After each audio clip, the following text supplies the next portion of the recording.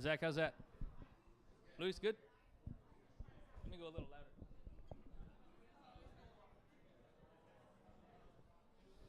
Even better. All right, good evening, everybody. Welcome to the Nervous Ghost Press Open Mic Episode 12, Community Voices number 3. I'm going to be opening up today, and I'll introduce our guest speaker, our guest emcee. That sounds better, huh? And I'm reaching into the vault today. This is old.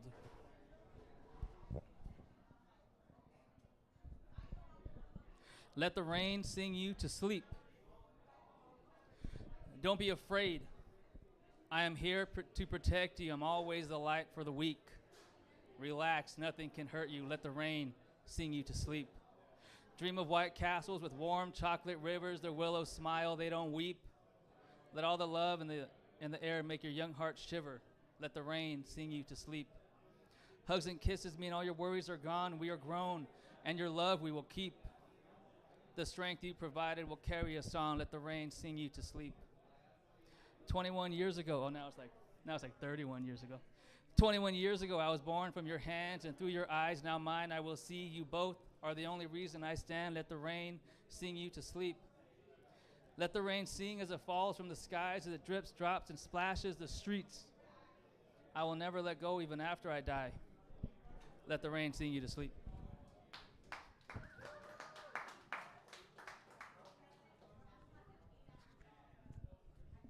And then this one used to be one of my favorites to read. It was inspired when I was working with the little kid, and I told myself I'd never let him read it. I think nowadays he's old enough to read it. I don't know where he's at. This is Blast Puff.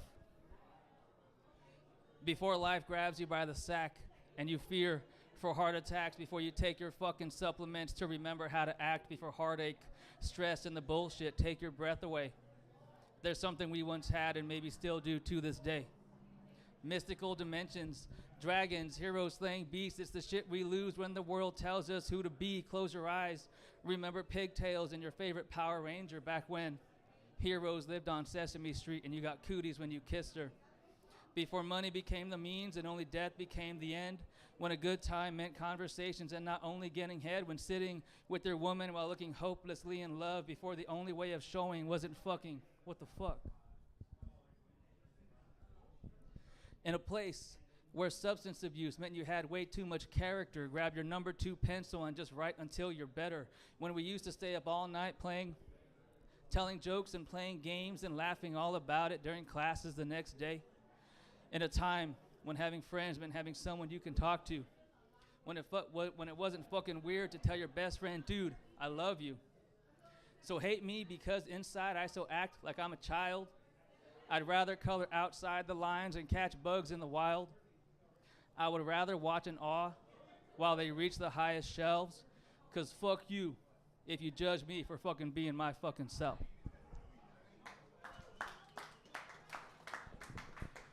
And so now I'm gonna introduce our guest MC in Community Voices number 3. And if you wanna be in Community Voices number 4, email me. Say hello, I wanna be at number 4. And I'll be like, oh, hell yeah. This individual is my friend, my colleague, Obed Silva. What's up? I'll give you the microphone. I'll put it right here. Sir.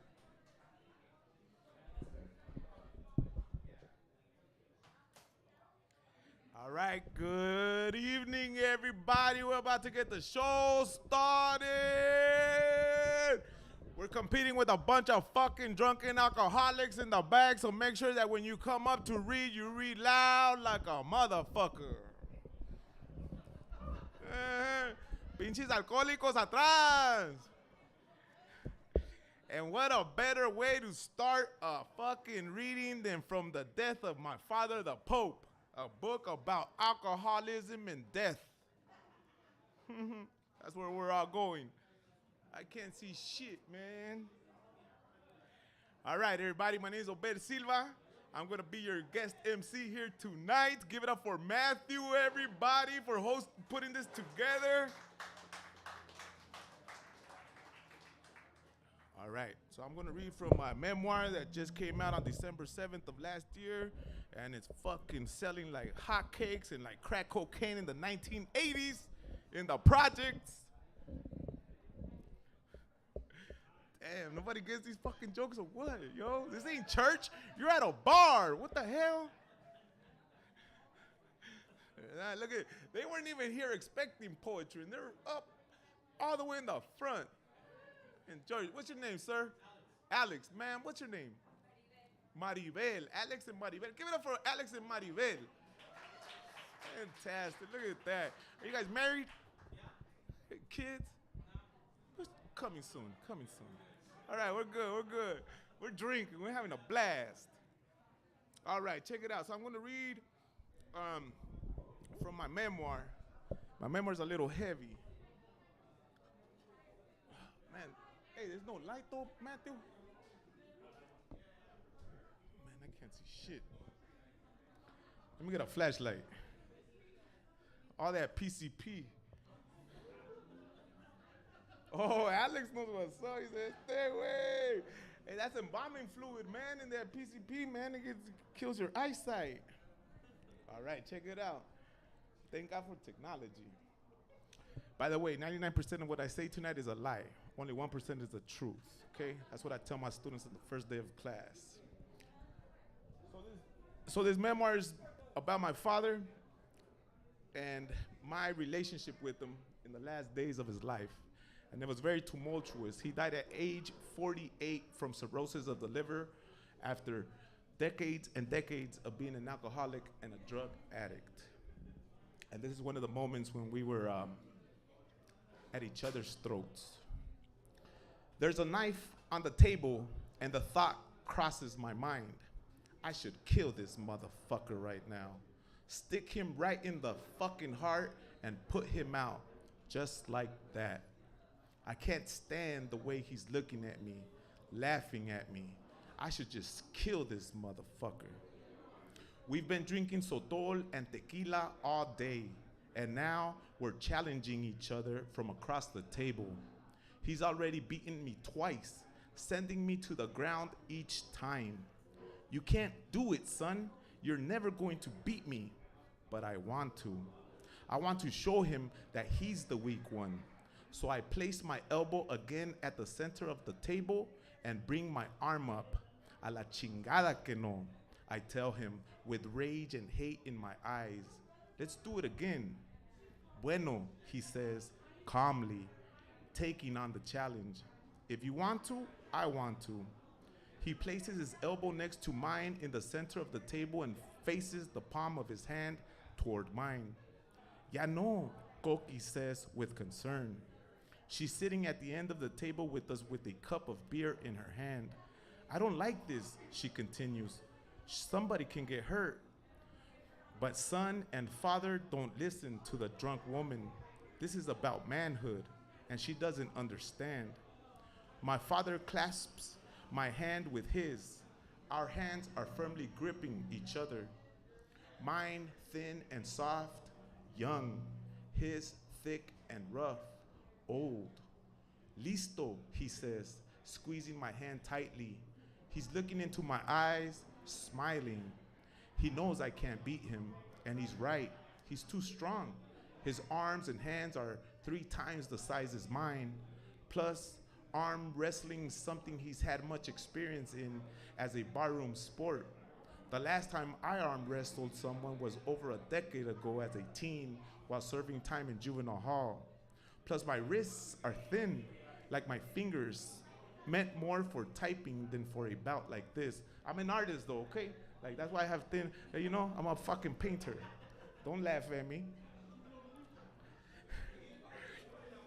But I'm drunk and I don't give a fuck. And I hate this man across from me. I hate his fucking laugh and I hate the way he drinks. Maybe I'll beat him this time and we'll be able to laugh at him in his fucking ugly face. To tell him that he ain't shit, that he can't fuck with me because I'm stronger than him. Que no, Coquis cautions again before we start. But no one hears her. Vamos, my father yells, and our hands stiffen up against each other. We're looking into each other's eyes, piercing each other's spirits with fiery hostility. He never blinks. The fucker makes it all seem so easy. I'm giving it all I've got, and he can't hold back a smile. He's smirking at me, at my vain determination, at the reason why I'm drinking even as I write this. I lose my eyes. I want to cry. I know it's coming. I can't win. Bam! The back of my hand hits the table, and again I hit the floor. My legs are tangled up between the sidebars of my wheelchair's footrest. I'm broken, shattered, realizing the extent of my disability. My dignity is destroyed. I have none. I'm no man. I'm a thing, a broken fucking thing. And my father standing over me with his hand extended to me. I hear Coqui say, "Help him up, Juan. I told you this was a bad idea. I want to kill her too." What's up? We got books for sale. That's the last of like 1,000 that I sold this week. I'll sign it for you at the end of the show. All right, so let's get this started, everybody. Let's see who our first poet is tonight. What's up, Writer Society out there? Woo, woo, baby. You motherfuckers are late. All right, so our first poet up is the amazing Brenda Vaca. And if you haven't heard this lady before, you are in for a sweet and amazing surprise. Cállate, mi Brenda. I'm scared. What do I do? Thank you.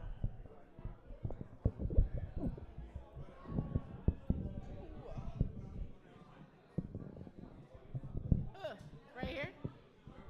I don't know. What's up, Pico Rivera? Whittier in the house. Woo! Who else is from Whittier? Yeah, don't be shy. Represent. South Whittier in the house. Sehatna, Tongvaland, unceded territory, Califas land. Orale. Ooh, so good to be here. Always look forward to this mic. I'm gonna read you a couple of poems. Well, no, let me read you a long poem. I'm a poet that writes long poems, and mine as well, right? So our Jewish community just celebrated Rosh Hashanah last week, the days of awe. And I remember I wrote this poem. I don't remember if it was last one or the year before, when Ruth Bader Ginsburg breathed her last and changed this country forever. This one's called Apocalypse.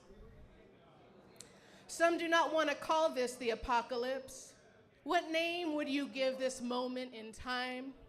This day of awe? We are at the mercy of the wind. Fire consumes, waters they rise. Our desire for power and control has recycled around. Give us a swift slap in the face. Rips our loved ones from our grasp because of an airborne virus. Cancer, militarized police force, no-knock warrants, death for no reason, man camps on the reservation, babies in cages, uterus collector in Georgia. People talk about Kairos, God's time, Kairos time, divine timing, God's divine timing. In retrospect, it makes sense. In the moment, it is strange and bewildering. Makes you wonder what it means to have fear of the holy, stand in awe in sacred presence, see the fire burn but not consumed.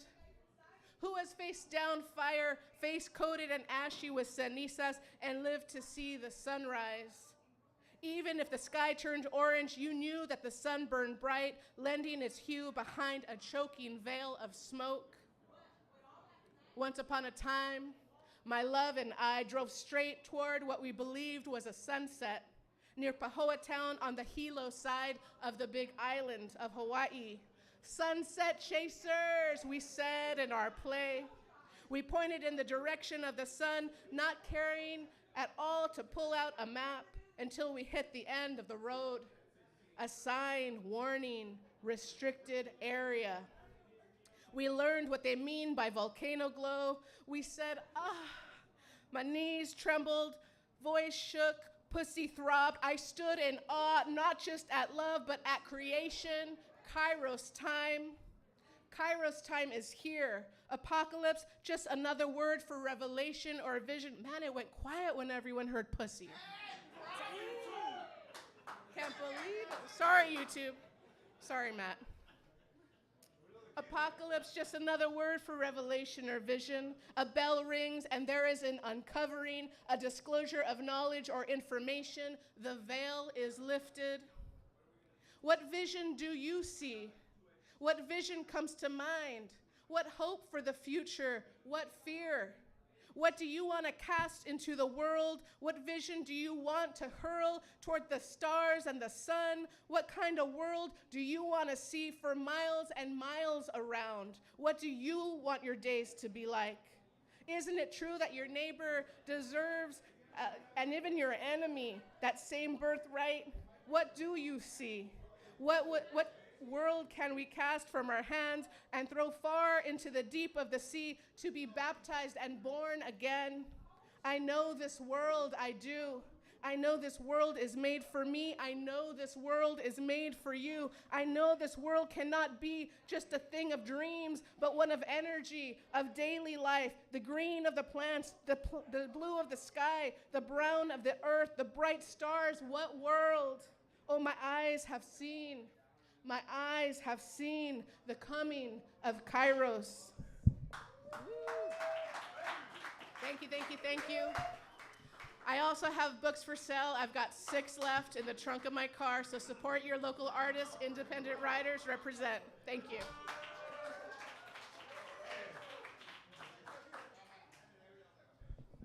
What I tell you, Brenda never disappoints, yo. She brings that fucking fire. All right, check it out, everybody. Fucking Rosh Hashanah and shit. Man, I'm a professor at East LA College, and I had a student email me. He said, Mr. Silva, do we have class today since it's Rosh Hashanah? I said, motherfucker, this is East LA. The fuck you think? He showed up. All right, check it out. Our next poet up is Carly. There you go, young lady.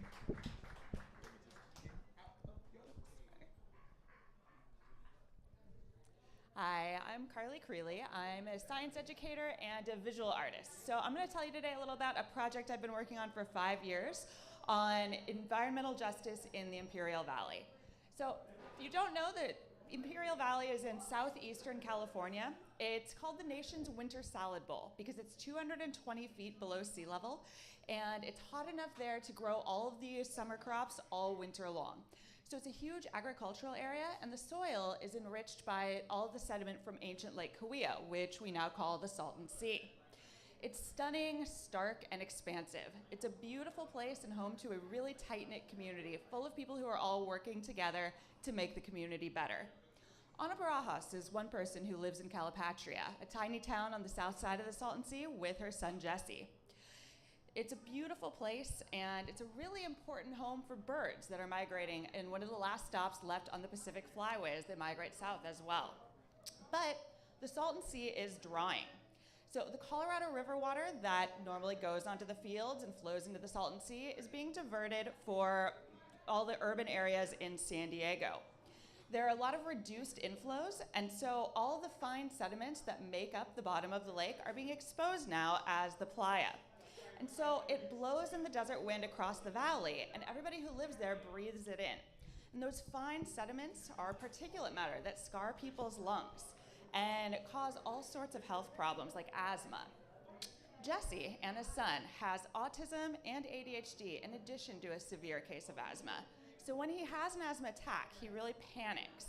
He's 9 years old, but when he has an attack, she feels like a new mom because she's preparing nebulizing treatments every hour, and he's very helpless, whereas she used to prepare a bottle for him. She knows that asthma can be life-threatening, and she's noticed that his cough sounds a lot like someone with emphysema. So she asked the doctors if it was possible to get emphysema just from having asthma and breathing in the sediment, and the doctor said yes. She actually subscribes to a service that is like insurance for airlifting him from their remote home to the more populous hospitals that are far from there. So with the drawing Salton Sea, all that playa is exposed, and the dust isn't just dust. It's actually toxic because of the inflows into the sea. So one of the main tributaries is the New River. It is one of the dirtiest rivers in the United States. It starts 20 miles south of the border in the Mexicali Valley. And there in Mexico, it's not considered a river, it's really a drain. There is no natural water source. So it flows north and crosses, while it's in Mexico, it's picking up through Mexicali sewage waste from overflowing sewage treatment plants because the population has exploded and the infrastructure hasn't kept up, factories, maquiladoras, and wastewater from farms. So all of those are flowing in.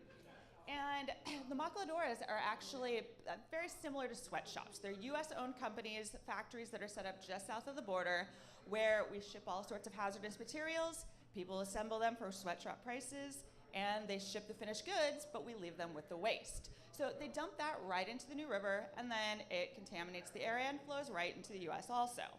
But in Mexicali, they actually cover the river so that it's not being inhaled by all the people who live there. And in Calexico, on the California side of the border, it's going right through subsidized homes, right through neighborhoods and parks, and really harming the residents that live there. It has an overwhelming odor of sulfur dioxide that just hits you in the chest, and it's unlike anything you've ever smelled. It's rancid, just chemical smelling, and it burns your throat and your lung and your eyes unlike anything else that I've ever seen. It goes 60 miles through neighborhoods and communities up to the Salton Sea. And on that way, it's collecting more waste from animal feedlots, pesticide-laden agricultural runoff, and some more treated sewage as it makes its way north. So as it gets to the Salton Sea, all of the water evaporates, but all of the toxic sediment does not. And then it blows along in the desert wind. It's mixing with all of the dust from dirt roads, 28,000 acres of agricultural areas that are being burned, and tons of factory emissions, as well as all of the exhaust from 8 million cars per year that wait anywhere from 45 minutes to 2 hours to cross the border. So you get some of the most unhealthy air in the country. It causes respiratory disease, asthma attacks, heart attacks, and premature mortality. 1 in 3 people in the area have asthma, whereas 1 in 10 have it nationwide. On April 3rd, this past spring, I got a text message telling me that Tashia Taylor died. She was 12 years old and in 5th grade. A couple of years ago, an 8-year-old died, a 16-year-old died. So this is not a local problem. This is a state problem, a national problem, and an international problem. And it's up to all of us to make sure that it gets fixed. Thank you, Carly. Give it up for Carly and her infomercial.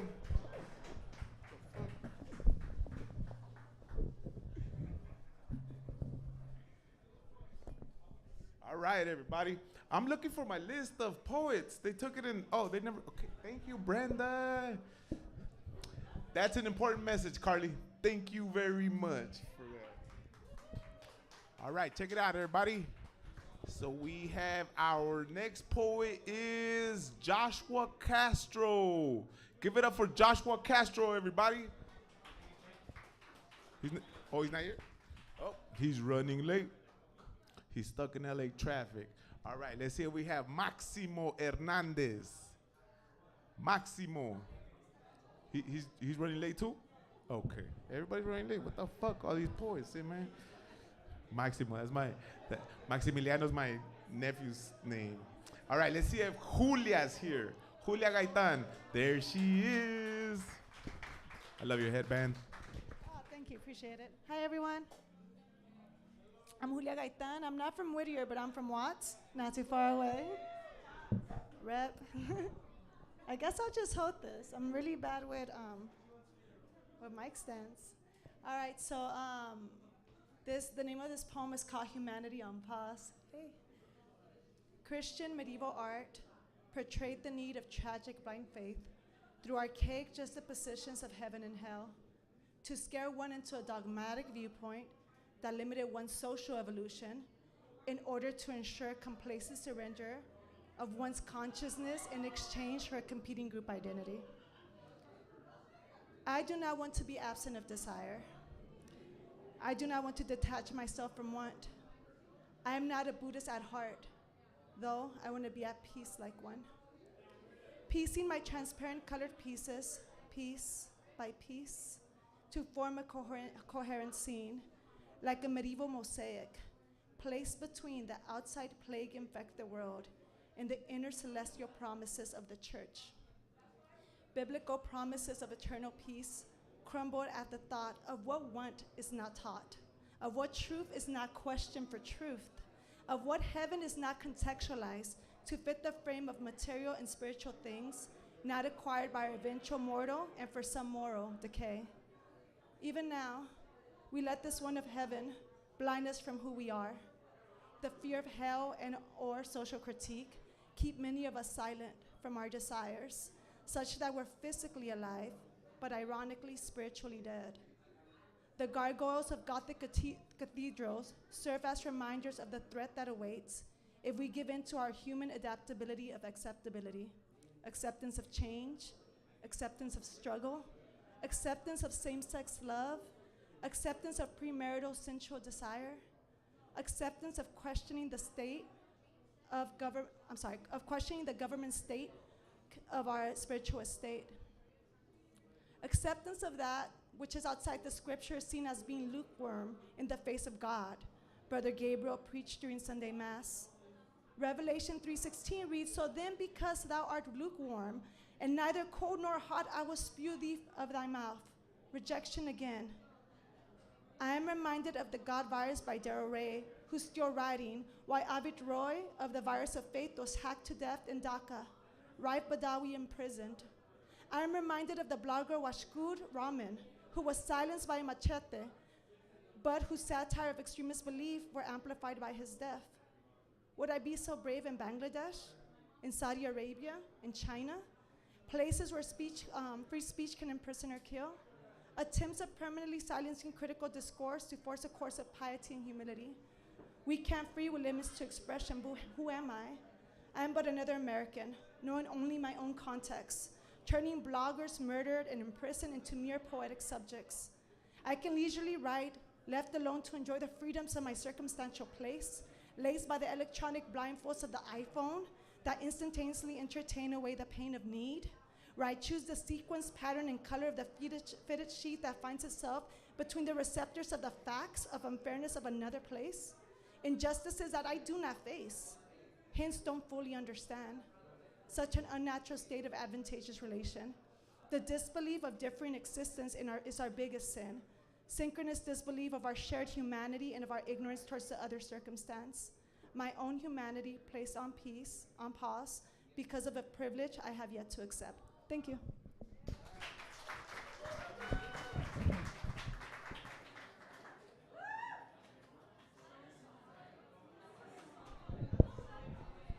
All right, give it up again for Julia.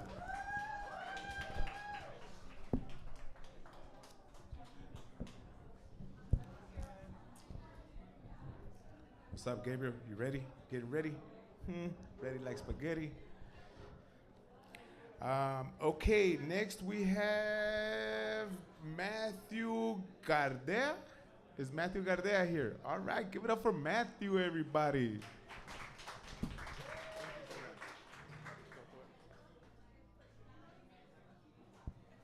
Perfect. I was hoping I'd get on because I got to bust the cat. This book, this poem, it's a poem that I wrote for my tío, who passed away this past June. But just for some, for an idea of what this is, do you guys remember that thunderstorm, that weird thunderstorm that happened in LA? It was like middle of the day or something. Yeah, a woman died down the street in the river. Yeah. That thunderstorm followed the night of my tío's passing and woke me up late at night. And it was always my tío that would always wake me up in the middle of the night saying, "Hey, you want to go to Norm's?" at like 3 in the freaking morning. But and then I used the symbolism of butterflies because his daughter, my cousin, was born with Turner syndrome, and I believe that he sort of came back to us as a butterfly to let us know that it's him. but this is Thunderwing Butterfly. Thunderous clouds hang heavy and low, letting out a resounding bellow. Late at night, when all are asleep, the sky opens up and begins to weep. Traveling far from beyond the sea to say last goodbyes to his family, through the city and over mountains, ending his journey nearest his children, where he weeps a fountain. Thunder birthed from a butterfly's wings, he lets out his final words and sings. Bold and bright and delicate at heart, the time has come for us to part. I am in everything that surrounds you. I am the earth and I am the sky. I am the stars that guide you, and I will follow you into the dark, forever by your side, the thunderwing butterfly.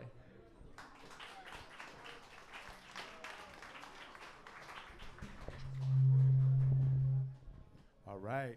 Give it up for Matthew one more time, and my condolences for your deal.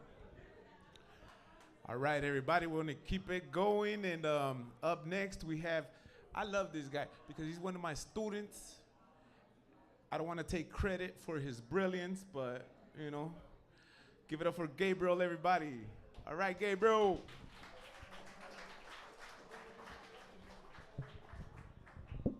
Hello. Good evening, everybody. Hey, Jairo.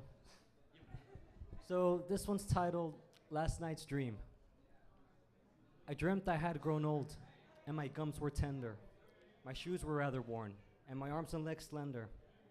I had forgotten the sensation of having teeth. My eyes long ago wasted.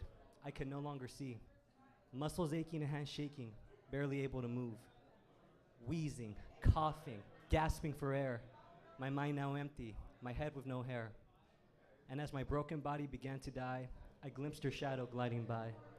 A moment of comfort, my pain withdrew. I slipped into nothing to be, once again, with you. Last night's dream. This one is titled All American.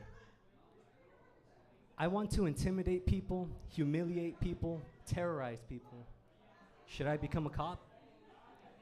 That will not be enough.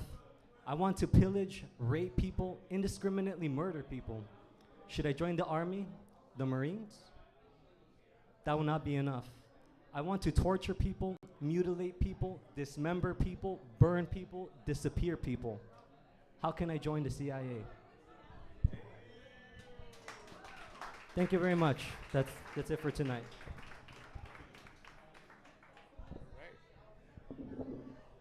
You brought up the CIA and shit. Take me off that list. Everybody, I want to see everybody's phones before we leave. Give it up for Gabriel one more time, man. Getting political here. Looking for justice all day. What's up, Jairo? You videotaping or you taking fucking pictures? Last time you tricked the shit out of me, bro. Put that shit, I almost got canceled. All right, everybody. Next we have Beto Quinones. Where is Beto Quinones? Kyle Beto. Woo, woo. This guy's a regular here.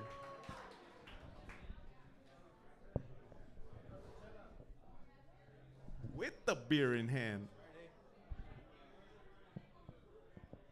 All right, shout out Profe Silva. Funny story about Profe Silva. Hold on, let me put this down. So I always wanted to take Profe Silva's creative writing class, but every time I was able to register, it was really late or it was already waitlisted or full. So I had to take Mejia's class. So, yeah. Hey, shout out Mejia though. So I'm gonna read 3 things. This is from the milestone of 2021 from ELAC. And this one is called Your Advice. Your advice. Órale. All right. Your advice has helped me this far. I'm not 12, yet you still speak to me. The anger and angst in your music not only spoke to me, but it soothed me. I couldn't show my feelings, but you helped me years later, and the world is still mourning. I wrote this to show you my gratitude for you. Your advice will always follow me. Your advice will always soothe me. Your advice will always comfort me. At 21 years old, I still have that angst because of the world being so lame.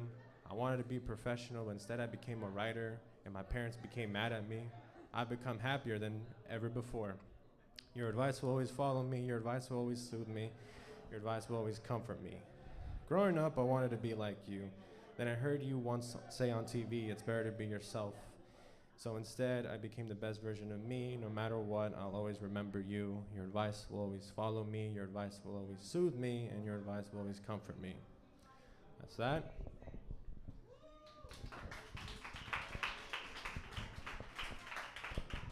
That one was for Kurt Cobain, by the way.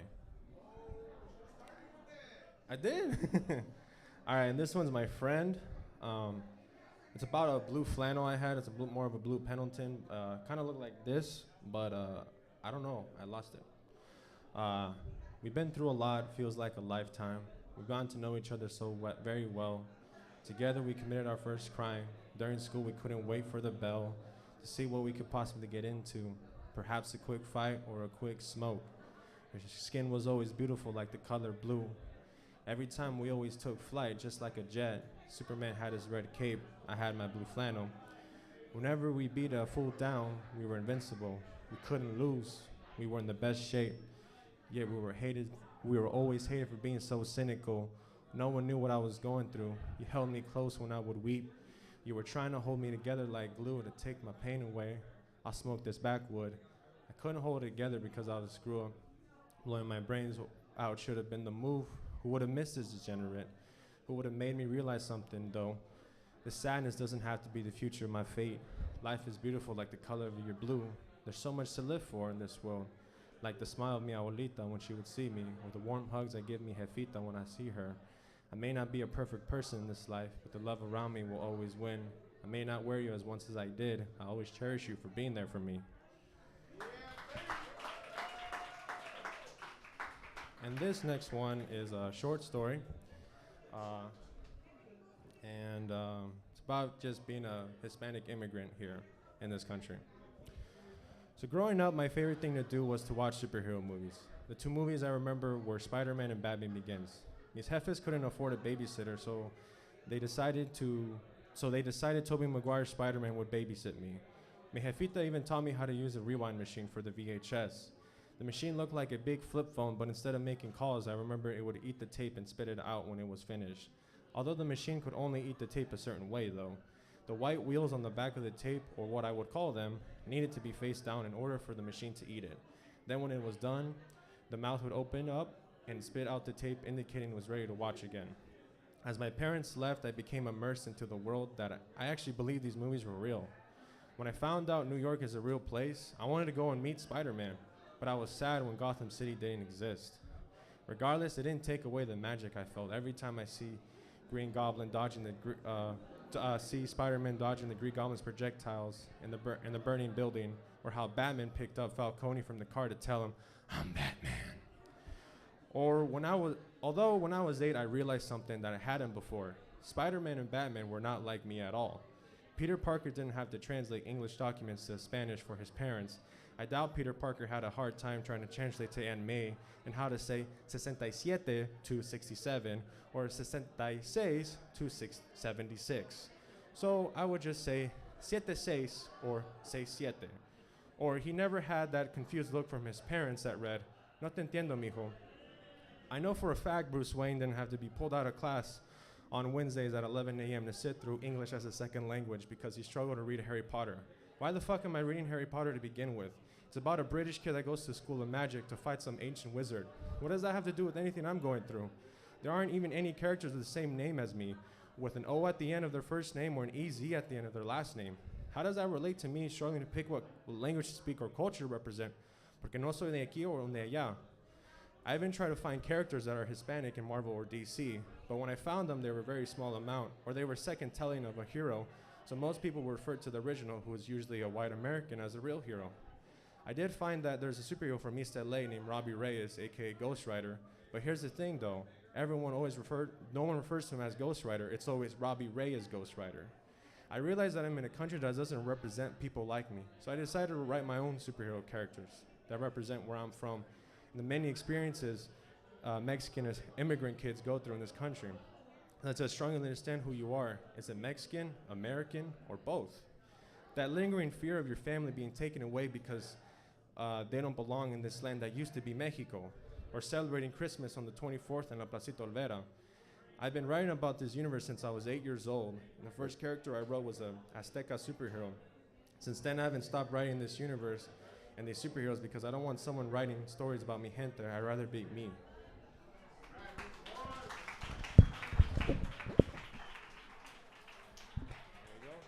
All right, Beto.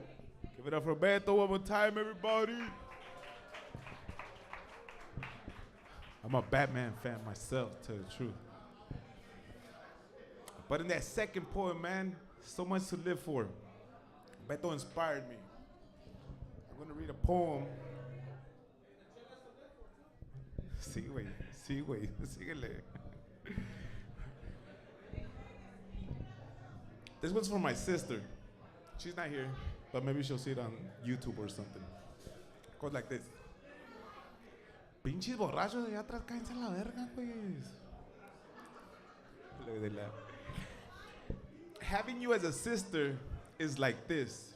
A bouquet of flowers to say I love you at heaven's door. You love me and I love you. You saved me once or twice or 3 times. My sorrow dissipates as does the morning dew on wrinkly petals. And I remember walking you home from school. I have your hand in mine and you have my entire heart in your eyes. I want to cry. I want to shed tears because yesterday went too soon. When I saw you born, when I saw you play, when I saw you learn, when I saw you love. I close my eyes and I see you, wild black hair and a rebellious plan. Little girl, run towards womanhood and be what our mother was to us, the wellspring of life, the source of everything, and give and nurture and protect and take all the love you desire selfishly, unapologetically, because you deserve it. All right. And I forgot my list, but I remember. Matthew Wolfman, where you at, Matthew? Another one of my students. Give it up, Matthew, where you at? Fucking Jesse just got here all late and shit.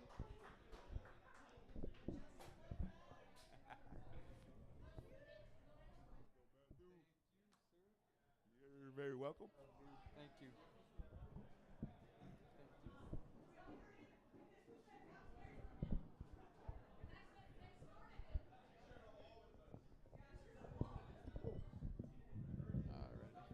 Alrighty, everyone, how are we doing today? Ow, ow, ow! So they call me Wolfman, right? Matthew Wolfman.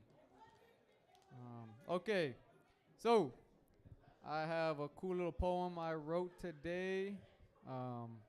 So the temp was 106, but that wasn't even the worst part. Snakes, cougars, and bears. Cacti everywhere. Miles deep in Saguaro National Park, Arizona. Backcountry camping with 50 pounds on my back. No shade in sight. And once it hits night, that's when the real terror begins. We slowly creep up on one mountain thinking, finally, shit, there we are. And then lo and behold, at the highest mountaintop, we see 10 more motherfucking mountains. 10 more. And think, shit, here we go again. On the way over, in the miles of extended open rugged terrain, I hear a rustling in the bushes. I tell my girl Steph, shit, babe, you better run your fucking ass. Shit. Then we heading for the hills. And all of a sudden I think, Jeebus, it was only a mouse. We keep walking, dehydrated. over the mountains, sweating from places I didn't even know I can sweat from. About this time, we were looking like squashed tomatoes on a pizza. Beat the fuck up. Feeling like we're in hell. Hotter than Satan's asshole. So, the heat is unbearable, right? But we have no choice because we're already miles deep. And if we stop now, we're deep into bear country where we're the only source of food. And on top of that, we got to keep an eye out for cougars, big ass cats. So, I ain't finna be a filet mean Matthew. You know what I'm saying? As we took off, we ascended. We ascended to the highest point of each hill. And what looks like the last mountain turns out to be miles of more hills. Now, don't get me wrong. The scenery is beautiful. But it's hotter than the devil's anus. Right? Aches and pains all over my stomach begin to turn over. Finally, the sun begins to come down. But I'm hiking with 50 pounds on my back. And you know what? We're lost in the middle of nowhere. And we have no choice but to keep going with only the clothes on our back and a shovel for our shit. As it gets darker, anxiety kicks in. I look at my surroundings and I say, fuck it. We're just going to have to set up shop. We know proper camping etiquette. So I put the food in a bag, got some rope, and hoisted it hanging on the highest tree branch. Our tent is now set up, but all I can think is, fuck. Now all we got to worry about is these goddamn bears and these fucking cougars, and not the sexy ones. Motherfuckers that'll rip you limb from limb. Yes, wow. Shit. Ugh. I've done my research, and I know that a knife nor a gun will stop these fucking critters. I know the only way to survive is to just hope we don't get eaten. So, we camp. I sleep, curled up like this. My girl right beside me. And I told her, babe, I ain't sleeping. Fuck no. Wind is blowing. Moving the tent. My tent costed $10 on Amazon. That shit's thin as fuck. I hear every single branch hitting my tent. I sleep, I close my eyes. Oh shit, babe, what the hell was that? Fuck. Anywho, so I continue to sleep. This goes on every 20 minutes. I cannot move. I'm too scared. I fight MMA. I fight people for fun. I would not fight a fucking bear or a cougar. To tell you the truth, I almost cried. I was so fucking scared. My girl, shout out to you, babe.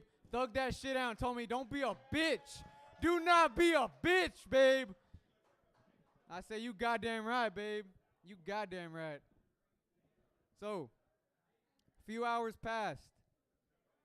I started sobbing. I'm not going to lie. I didn't show her. I started sobbing. I said, fuck, I hope nothing eats me. Morning comes.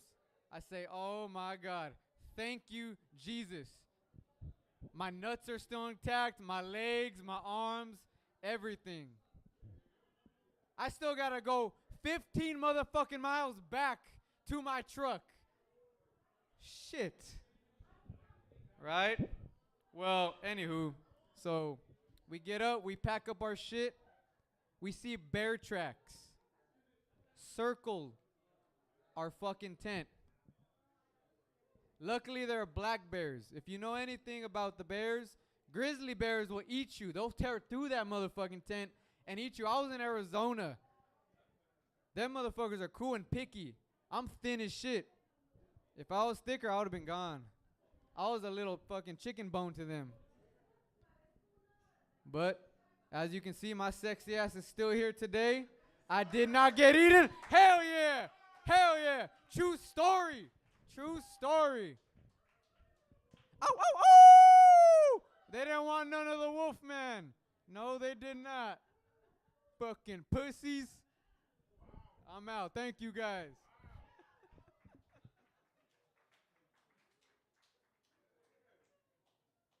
And shout out to this man right here. I took him for 2 years at ELAC. Went to Long Beach State, graduated. He wrote me a letter of recommendation to get into the credential program. I'm a credentialed individual. I'm a teacher. All thanks to him, right? So shout out to this man.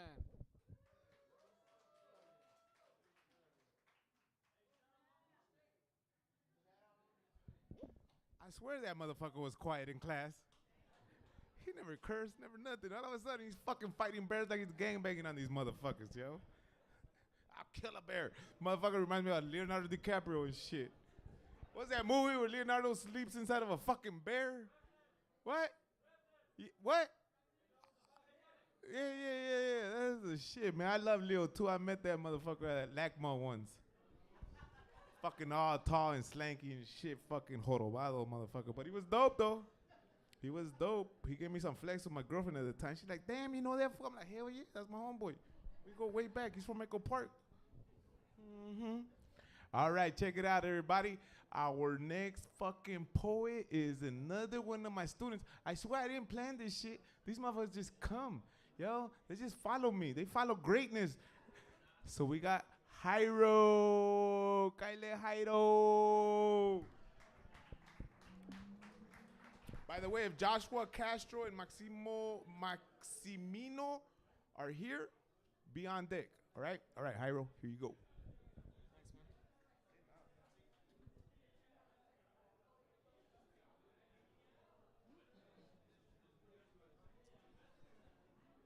So, hope y'all are having a good night. I'm glad you didn't get eaten by bears, my man. Where you at?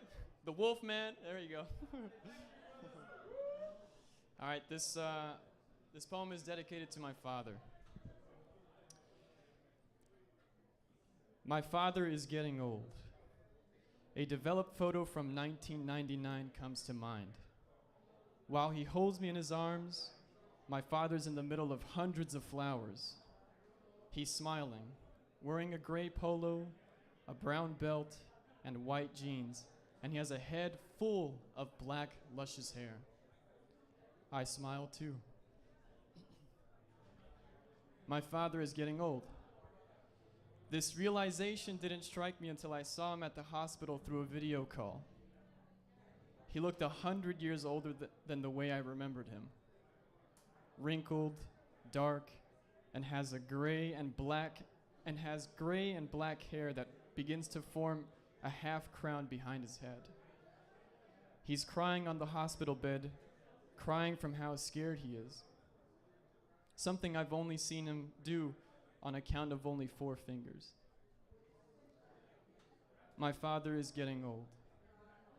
Today marks the first time I remember telling him thank you for paying for our food at Panda Express. Sometimes out of bitterness or negligence, I forget how much he's done for us. So, at least in a small way that I intend to continue, I thanked him for the bowl of orange chicken and chow mein in front of me. Much different than years before, I talk and joke with him more often now, because my father is getting old, and I feel he deserves love and appreciation right now before he grows any older. Thank you.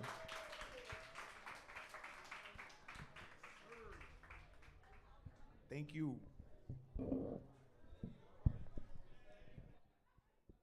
Aging sucks, let me tell you. Fucking feel that shit in my fucking joints and shit. El tiempo se ha convertido en mi peor enemigo. You guys haven't heard that song? YouTube that shit.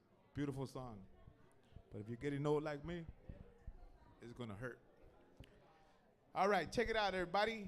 So give it up for Jairo one more time. This beautiful poem. We got to recognize our loved ones who are aging before they pass away, and we got to tell them that we love them every motherfucking day, man. Yes, sir. My great-grandmother died about 5 years ago. She was 95 years old, and in the last days of her life, I used to come over to the house, and when I used to leave, I used to say, Grandma, Abuela, I got to go work. She said, Mijo, you work? I said, yeah, Grandma. She said, what do you do? I said, Grandma, I'm an English professor. She says, no, eres cholo. I'm like, well, that too, Grandma. Fuck, keep that shit gangster all day. All right, look at that, Brenda, ain't that right? All right, check it out, everybody. Is Oliver in the house? Where is Oliver? And by the way, if you guys want to sign up, if people have come and haven't signed up yet, come up to me on this table and sign up. Give it up for Oliver, everybody.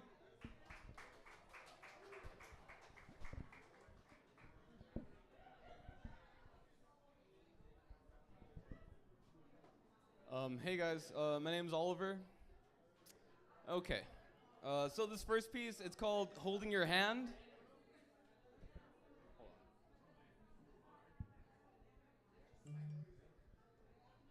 All right, Holding Your Hand.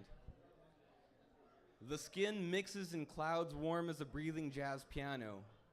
Rebirth belongs to the moon and sun singing into our eyes new and over again. Whispers ripple the stars below as if we can fall into the arms of the billionth sun we've kissed hello to. It's my body floating over the ocean where I can live forever. And that was a piece that I wrote to nobody in particular.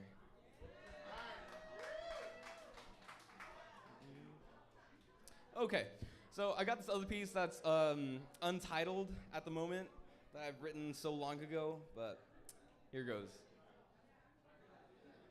There's only one way to unlove, but you're stuck inside an old Polaroid. The $2 is too pricey.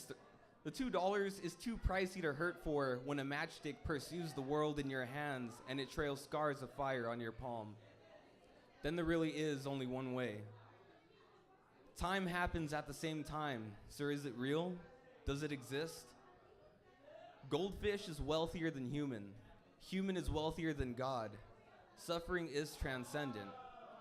Nietzsche helps you back on the tricycle and burrows into the sun's belly over time. See how time became linear just there? Year after year, the wind empties slugs dropping trees, and we don't hear it. Year after year, a bear shits in the woods. Bear. Of course we don't hear it. Sometimes we forgive. Most times we forget. Does it matter what happens? The goldfish says, take your time. To that, we gulp and swim in circles. We'll figure it out eventually. Thank you.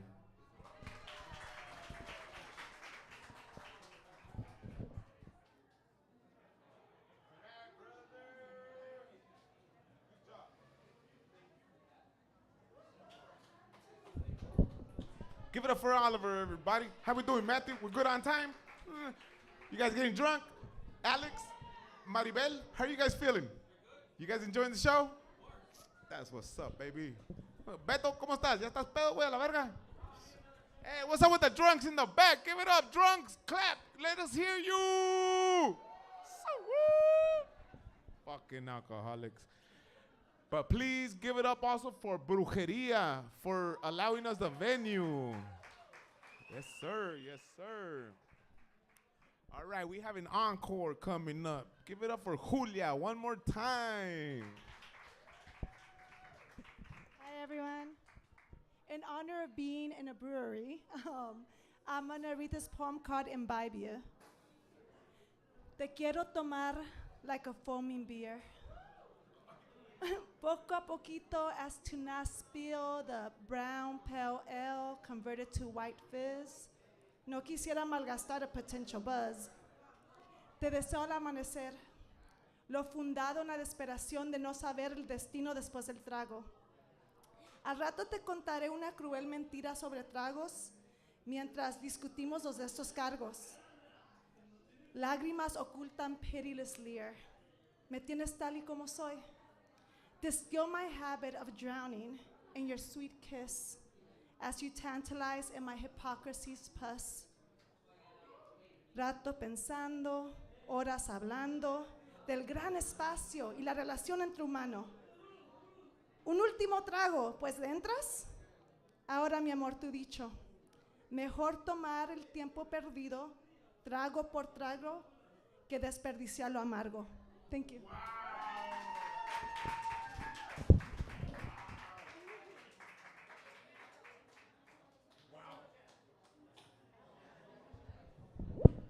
O sea, wow. O sea, wow. Tal y como soy. Tragos de amargo licor que no saben olvidar. Y me siento como un cobarde que hasta me pongo a llorar. ¡Ajá! ¡Viva México, hijos de puta! Y al que no le guste que se haga la verga. Oh shit, it got too fucking. Got too. I don't know.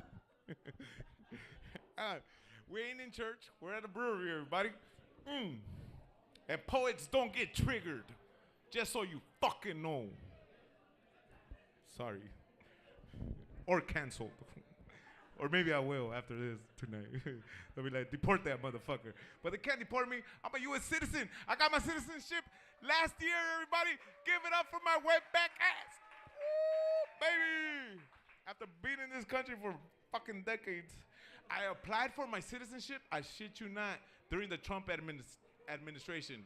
Fucking crickets. Biden came into the administration within a fucking week of his administration. Excuse me, Juan Silva? Yes, sir. You have an appointment for your citizenship application? I'm like, oh, I'm there. Shit. I've been deported twice, but pardoned twice. All right, check it out. Is Emery. Where is Emery? Give it up for Emery, everybody. This young lady. There you go, mija. Don't be nervous. You got this. Sorry, it's my first time.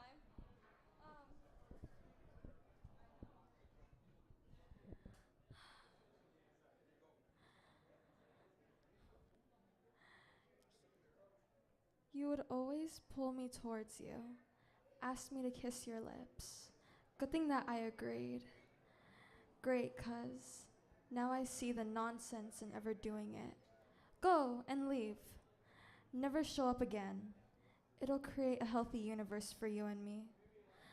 Please send me far away. Just never ever stay. You had caused me the greatest harm. Led me towards the dark. Were my greatest harm. Go and leave. Never show up again. It'll create a healthy universe for you and me. A healthy universe that is meant to be.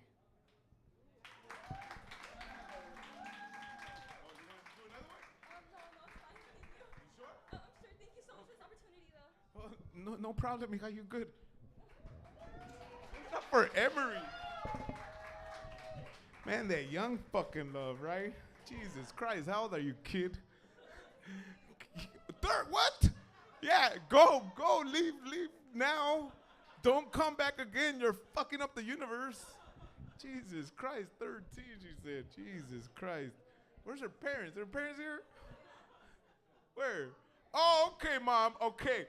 We got Mom in the house. Give it up for Mom, everybody.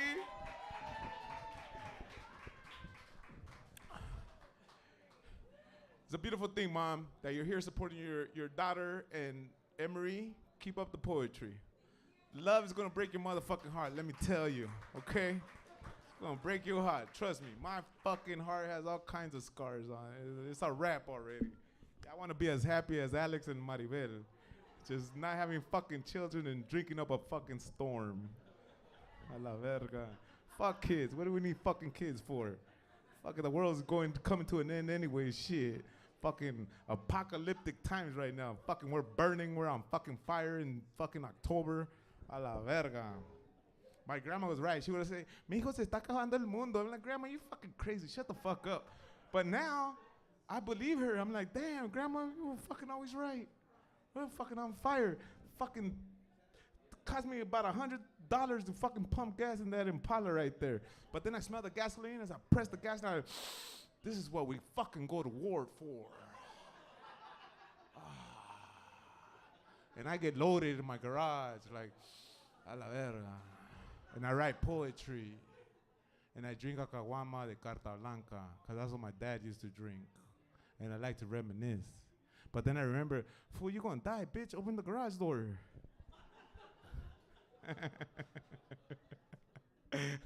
Que relatión, ¿no? Ay, güey. I can't make this shit up, yo. All right, Hector, are you in the house? You out of the restroom yet? All right, give it up for Hector, everybody.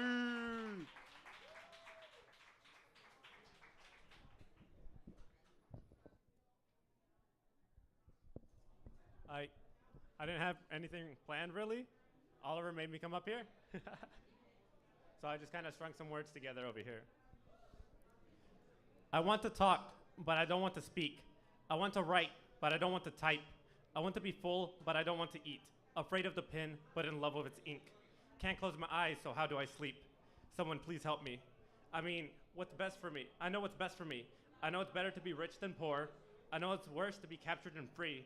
I know it's better to know, to ensure. So why can't I put into effort? Why can't I make myself better? All I have left is ember.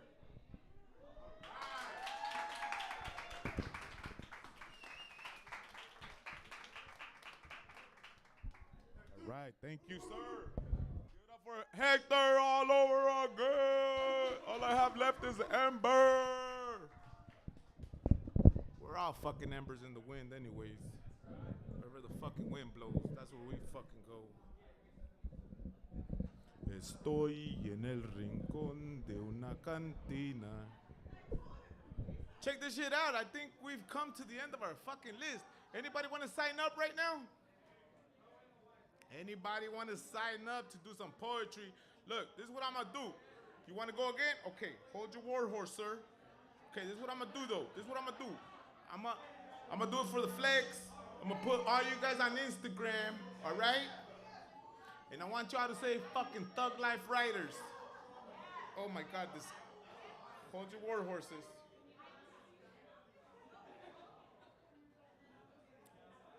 All right. Where we at, everybody? Thug Life Riders! Right here at Brewjeria in Pico Rivera. Give it up, fucking Barba. It's the man right there. Jairo, give it up for Matthew. Putting it together, everybody. Thug Life, motherfuckers. All right. All right, Beto, you're going to give us an encore. Give Beto a round of applause, everybody, for his second shot. Josh is here. All right. And I understand that Josh, long-awaited Joshua's here. So he'll be up next. All right, encore. Come on. All right. All right, let's go. All right. This one's about when I was in high school, there was a big problem with a certain substance called Xanax. I knew a lot of people that were on it. Thankfully, one of my homies, he's clean from it. You know what I mean? One of them didn't really make it to this far, but this one is called My Ex. Hey, Mr. Soundboard, bro. All right, so. All right, my ex. I met you at a party that I can barely recall. I saw your beauty, which made me haul towards you. You promised a beautiful world for me, then you said we need to flee now. Once we kissed, the world became brighter. As I held you tighter, my anxiety fled. For once, I didn't feel like I was dead, till death do us part, my love. I started to realize something about you. No matter what, you never leave my side. We're both Bonnie and Clyde, always together, till death do us part, my love. I went to date other girls, but it never worked. I kept thinking about how much I love you. A girl with a crystal dress and white hair came to me. She was hard to please, unlike you, my ex. I know you and I were meant to be till death do us part, my love. It doesn't matter what they say. If they say you're toxic, you're always gonna be there for me. Even when I try to quit you, I'll always be back. I'll tell the whole world, my love, you'll see, till death do us part. I love my ex so much, she soothes me. I trust her so much, she brings me glee. I know she'll wake me up in the AM. She'll bring me to a world without mayhem. Till death do us part, my love. Yeah. Oh, real quick, the president of Cal State Long Beach, Jane Conley, got a pay raise during this semester, and a lot of the air conditioning at the campus, a lot of the buildings have no air conditioning in the campus, and she gave a bullshit email saying, deal with it. So, a la verga, güey. Hey, I'll show the email too. I'm not lying. She said that shit? Wow. Till I said, fuck her. Because I know what it's like to live without AC, man. Shit, let me tell you. What did Matthew say? I was sweating from fucking places I didn't know I could sweat from? Jesus Christ, son. All right, check it out, everybody. Let's give it. Is Joshua here now? Joshua, man, you've been long awaited, sir. Give it up for Joshua, everybody.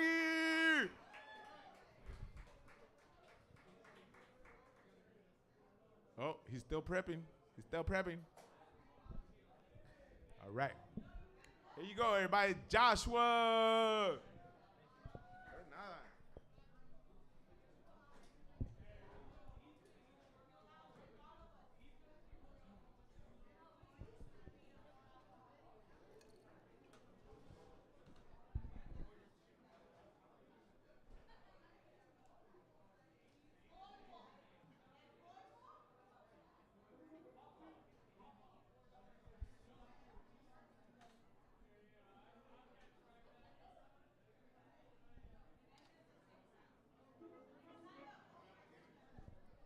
All right. Hi, my name is Joshua Castro. My name is Joshua Castro, and I'm here tonight to perform a song off of my new Halloween album that I'm releasing this weekend. The album's called Carnages of 22, and you can find it starting tomorrow on iTunes and Amazon. And then later it'll be streaming everywhere else. So I'm going to perform one song called I Want's My Halloween, and I hope you guys like it.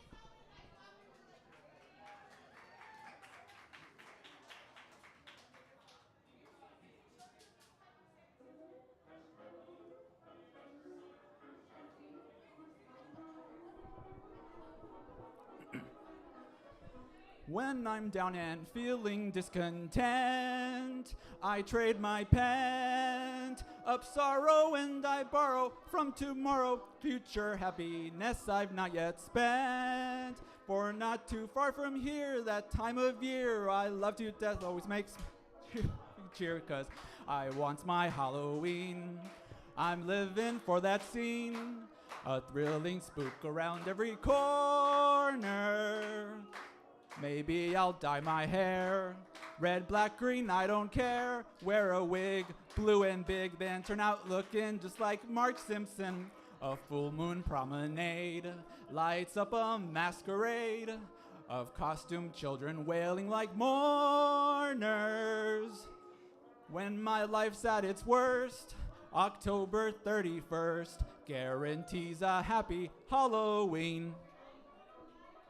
Autumn season is the reason for why I adore the sound of old leaves falling. It's appalling just how quickly my low spirit soars. When winter, summer, spring have gone and bring back to my heart the only song that I sing. I want my Halloween. I'm living for that scene.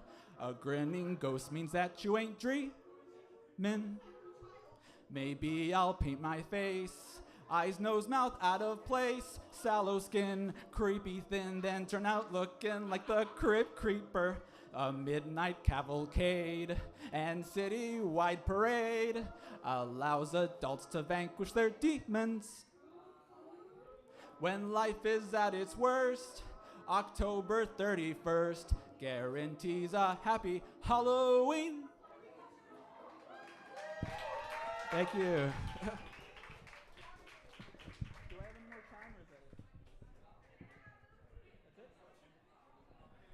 So that was my song, I Want My Halloween, off of my album Carnage is a 22. I hope you guys will look it up tomorrow. Have a good night. Thank you for having me. Bye.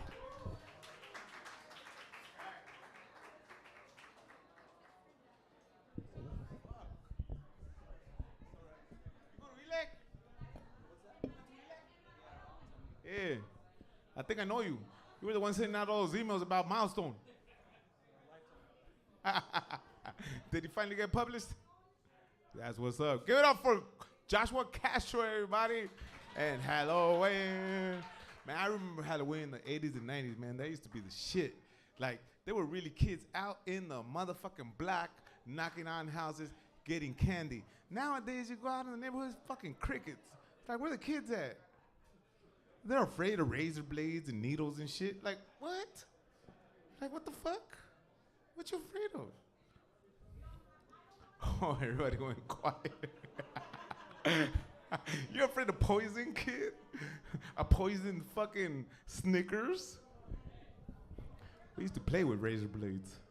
Like, oh shit, look at this. What the fuck is this? The razor blade. What's it for? I don't know. Cut the Snicker in half. You know what I mean? What's the fucking needle for? I don't know. Fucking stick it in the chocolate and put it in your mouth. Now kids don't even want to come out their house, man. Fucking everybody's so soft. Ah, like fucking soft ice cream. I'll probably get canceled for this shit too. Are you enjoying yourself, Alex? Fantastic. Maribel? Fantastic. Good thing you don't have kids. So hard to raise kids nowadays. You gotta buy them a fucking iPhone as they come out of the fucking womb. Cause you gotta pacify the little fuckers, yo. I go to fucking Olive Garden and all the fucking kids have an iPhone and they're fucking like zombies just on the phone while their parents are on the fucking phone too. Eating endless breadsticks and fucking salad. Like, are you serious? Like, take that? If it were my kid, I'll slap the shit out of him like, pop! Eat your fucking, what is that, Alfredo shit? Fettuccine Alfredo. That shit's bomb, let me tell you. All right, next we have another encore. Give it up for this young lady for her debut poetry reading and her broken heart at 13 years old.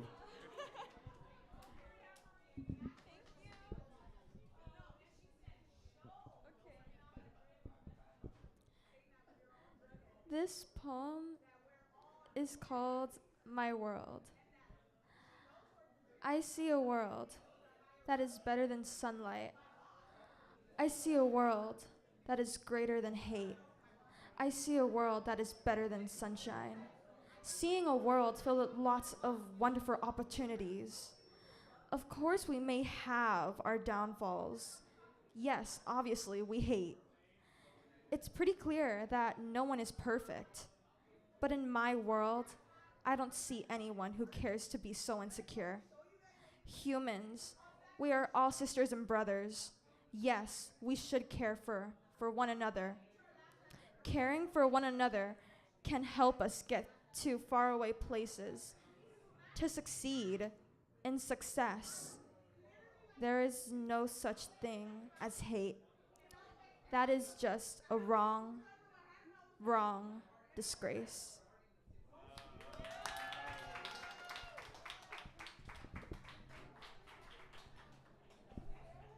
Give it up for Emery one more time. Our young people are our hope for the future, for a good future. You're doing a good job, Mom. That's what's up. Give it up for Mom. What's your name, Mom? Come here, Mom. Come here. Give it up for mom and shit. What's your name? Sue? Yes. And mom looks young as fuck too. Look at her. Fantastic. I mean, is your husband here? I ain't trying to hit on you. I'm just saying. But you know what? Too bad we don't have a guitar because she writes music. Okay, say it again. I said, too bad we don't have a guitar because she writes music too. And I would love for her to like share her music. Hyro, you got your guitar here? Anybody have a guitar here? We could make it happen. Go get it, bro. What the fuck? All right, so well, you're doing a great job with your daughter. Thank you. That gives me hope for the future, man. Let me tell you. Because nothing else does. It's a motherfucking rap. Ain't that right, Joshua Castro? It's a motherfucking rap. All right, check it out. So our next motherfucking poet is another one of my students, and this guy's fantastic. Give it up for Barba, everybody. Barba!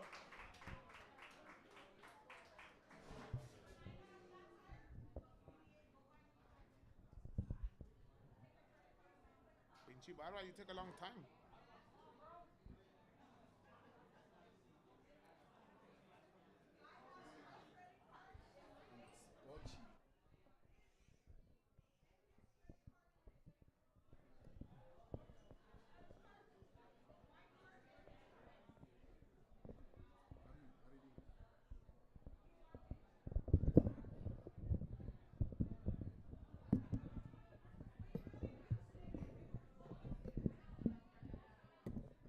Hello, you can hear me? Thank you, everybody. Let's give it up for all the depressing, sad stories out tonight. Hell yeah. That's what's up. All right.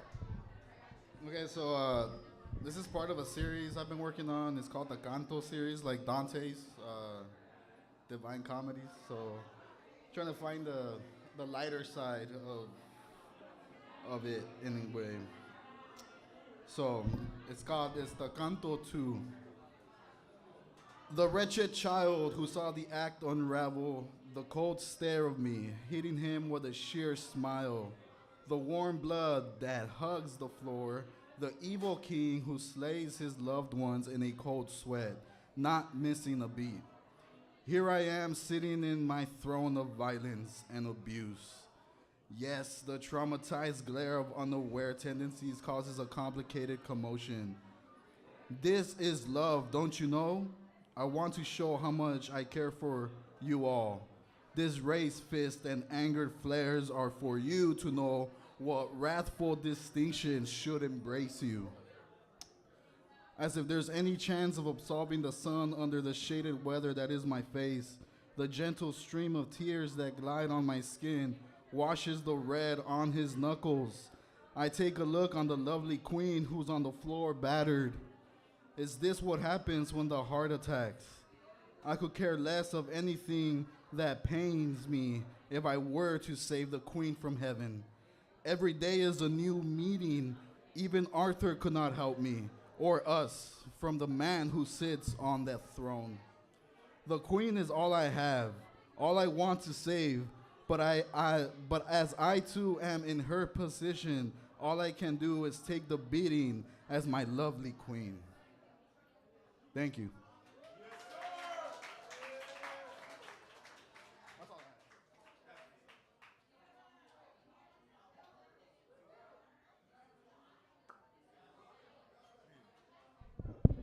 Man, fucking Harry, you sure you don't work for the fucking CIA? Keep following me with that fucking camera, bro. Let me tell you. All right, check it out. So we're coming to the end of our show. I want to thank everybody for coming out. And our closer is going to be Brenda Vaca with one last poem. Give it up for Brenda Vaca. Try to do you proud.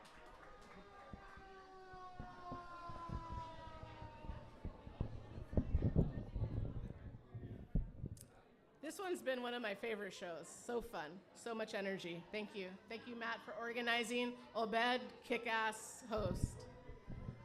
This is the first poem from my collection, Riot of Roses. Available for sale, y'all. A huevo. A la verga. This one is dedicated to La Verga. Just kidding. Shadows without shame. In my most sultry tones, I am innocent. In other ways, I'm a total slut. I mean that in the most respectful of ways. I get my whoring from the men in my family. If there's one thing you learn from the patriarchy, is that sexuality and this body don't mean shit. Like it can actually be slam bam, thank you ma'am. I mean sir. Como duele. El tío, with a whole other family. Both first sons named after himself. What a farce. Like, si todavía me amas como antes, ya nada me parece interesante. Yo sé que en el amor soy un farsante. Yo sin ti no vuelvo a enamorarme, bebé. When you do not value yourself, when you do not think you are enough, or you begin to overcompensate by believing you are the shit like everybody wants you.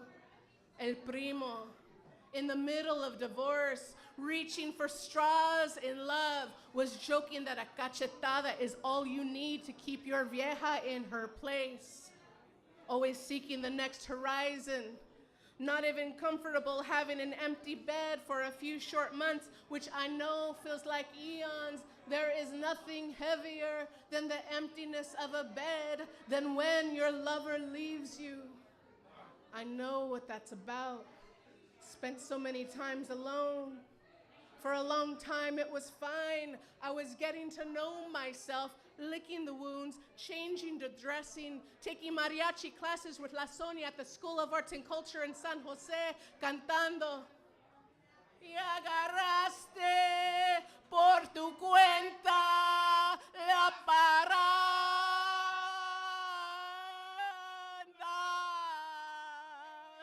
Paloma negra, paloma negra,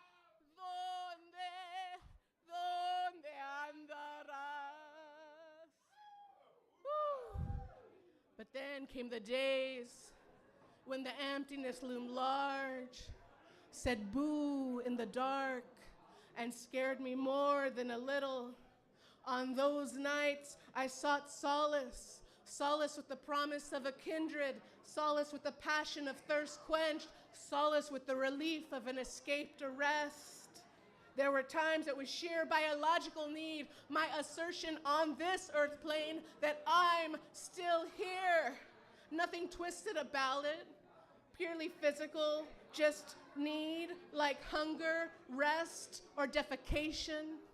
At other times, it was a self-mutilation, trying to understand the original wound. Some things, all they can do is sit. Bring it to a boil, mommy says. Lower it and let it stew. Better left unsaid and set loose on the wind. In those moments, with the moon high in sky and the sun well below, I could see my shadows without shame. I could smell taste the anxious bile wet on my lips. I could smell the stench putrid and rotting. I could feel brave enough to sit and stare until the truth glides into focus. See myself standing there, vulnerable and innocent, if even for a moment. Thank you so much. Riot of Roses, thank you so much.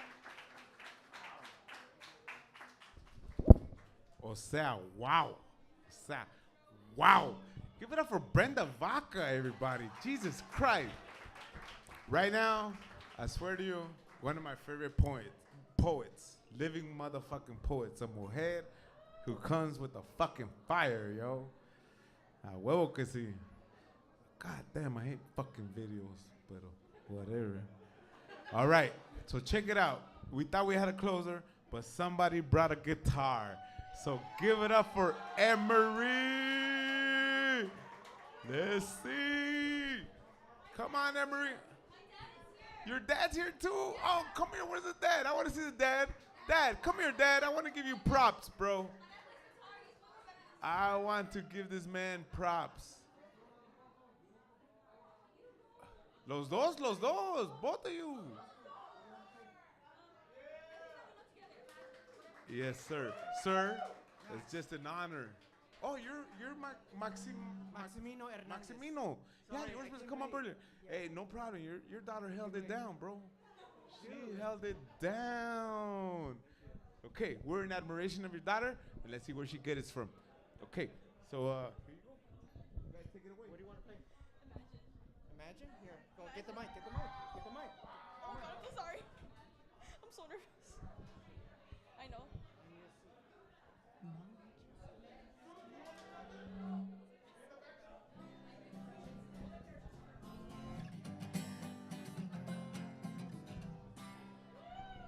That's my dad.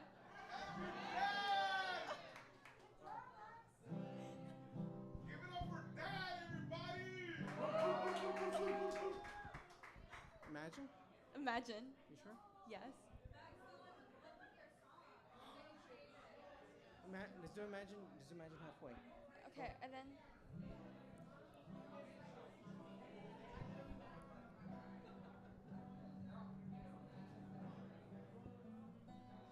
Do you know this? No, you need to do two intros. Okay. Go Are you do your sure? song. Go do your song. Okay. Sorry, we were not prepared. Yeah, sorry. Go. Here, I'll hold the mic for you. Go. I need to see if this is the right song, okay? So wait. Never mind. But I'm trying to see if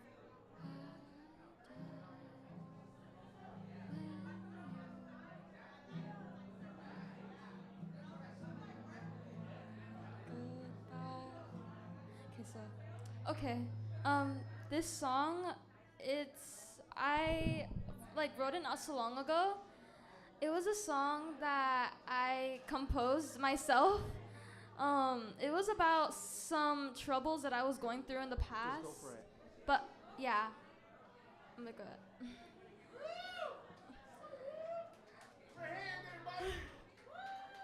Just go for it. Go. I died when you said goodbye. Just used me and threw me aside. You gave up so easily at the bit higher of this time. I cry every day and every night of my life. You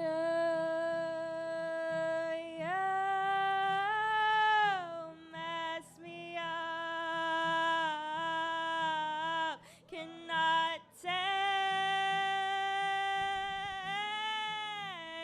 it anymore.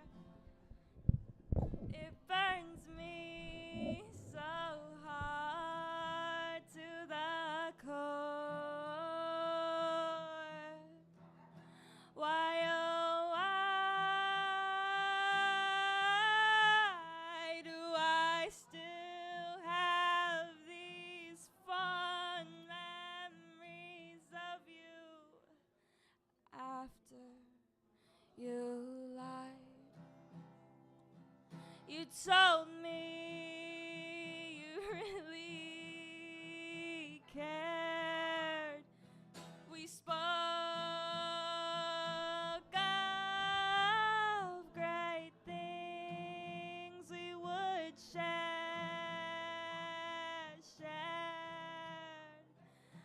All of my deepest secrets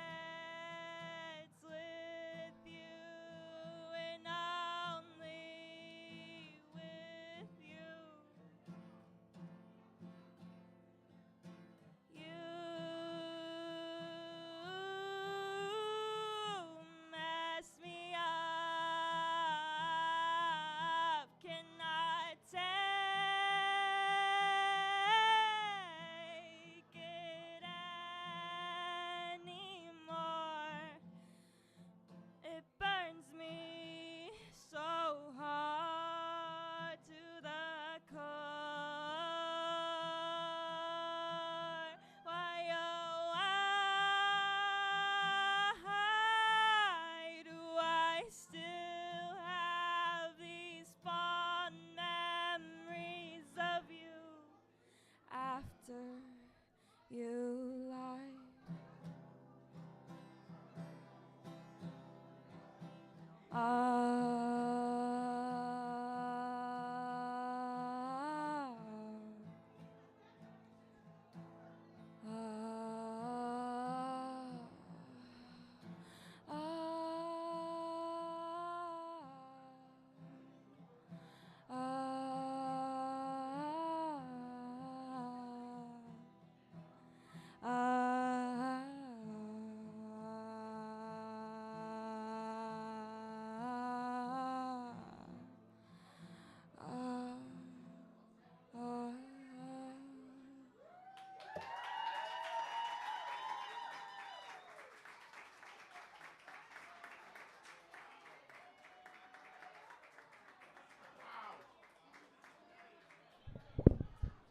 Give it up to the new Mazzy star and shit. What the fuck?